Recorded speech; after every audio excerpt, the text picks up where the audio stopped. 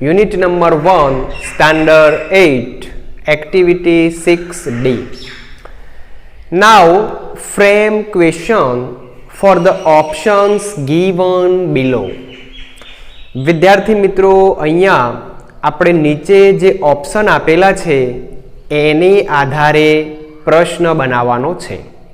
હમણાં જ આપણે જોયું એક્ટિવિટી 6C કે જેની અંદર પ્રશ્ન પરથી વિકલ્પો બનાવવાના હતા.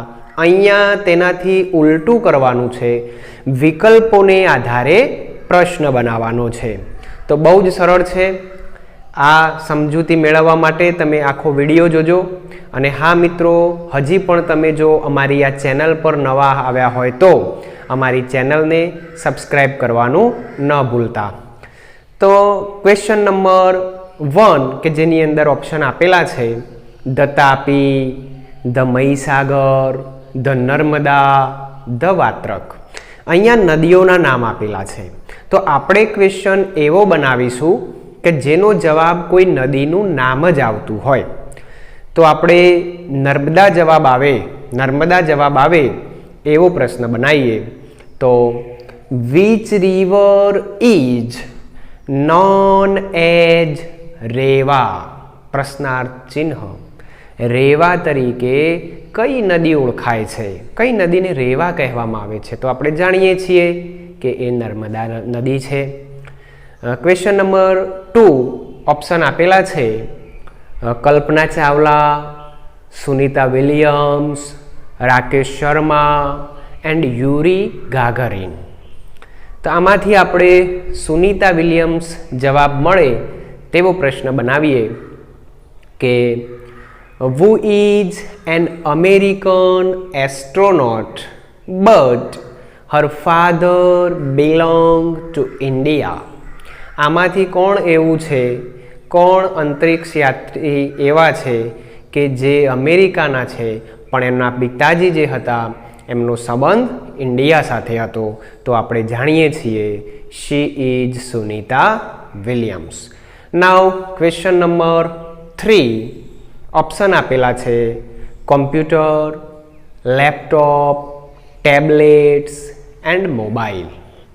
હવે આમાંથી કોમ્પ્યુટર જવાબ મળે એવો આપણે ક્વેશ્ચન બનાવીશું. તો what did Charles Babbage invent? Charles બેબેજે શાની શોધ કરી હતી? તો આપણે જાણીએ છીએ કે આ વિશ્વને કોમ્પ્યુટરની જો કોઈએ ભેટ આપી હોય તો એ હતા ચાર્લ્સ બેબેજ. નાઉ નંબર 4 ઓપ્શન આપ્યા છે પ્રેમાનંદ, નરસિંહ મહેતા, કનૈયાલાલ મુનશી એન્ડ ઉમાશંકર જોશી. તો અહીંયા કનૈયાલાલ મુનશી જવાબ મળે એવો પ્રશ્ન બનાવી શકાય કે who wrote પાટણની પ્રભુતા? પાટણની પ્રભુતા કોણે લખ્યું છે? તો કનૈયાલાલ મુનશી. વિદ્યાર્થી મિત્રો, આમાં એવું નથી કે ફક્ત એક જ નો બનાવી શકાય. આપણે 4માંથી ગમે તેનો બનાવી શકીએ એવું જરૂરી નથી.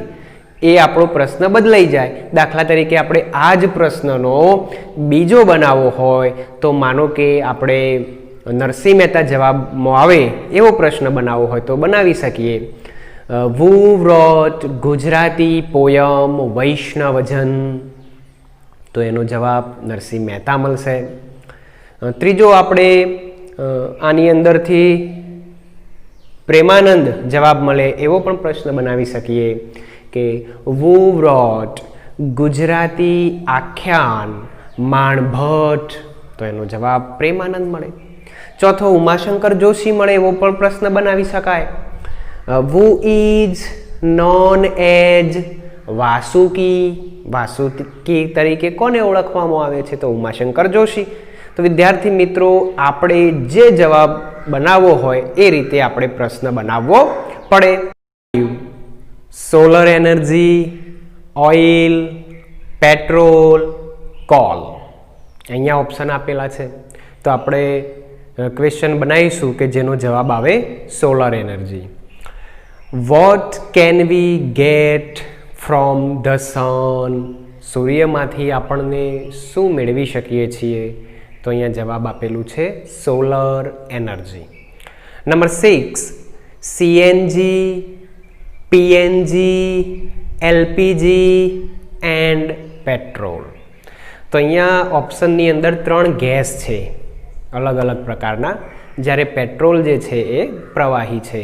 તો આપણે પ્રશ્ન પૂછી શકીએ કે which is not gas? Gas કયો નથી? તો એનો જવાબ આવી જશે petrol. Number 7, Porbandar, Ahmedabad, Karamsad and Nadiad.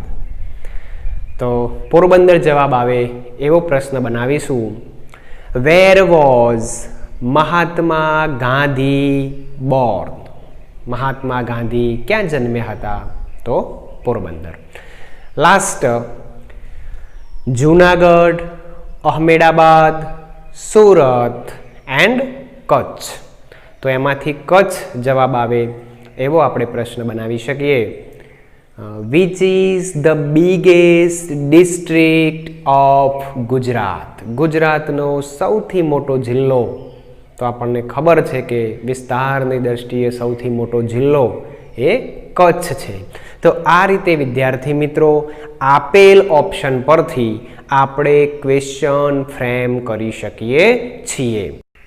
Question બનાવનાર પર એ ડિપેન્ડ કરે છે કે એણે જે આ 4 ઓપ્શન આપેલા છે એમાંથી જવાબ તરીકે કયો ઓપ્શન રાખવો છે.